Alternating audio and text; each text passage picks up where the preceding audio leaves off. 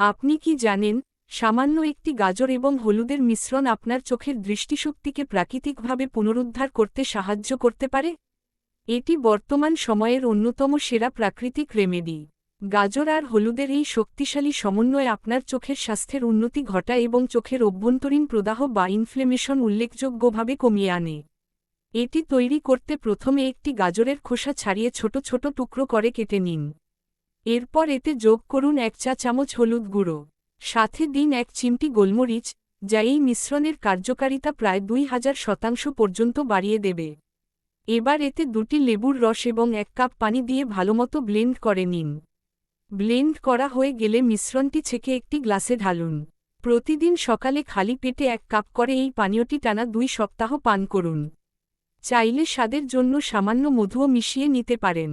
মাত্র 2 সপ্তাহ পর আপনি নিজের দৃষ্টিশক্তির দারুণ উন্নতি লক্ষ্য করবেন। চোখ হয়ে উঠবে আরও সতেজ ও প্রাণবন্ত।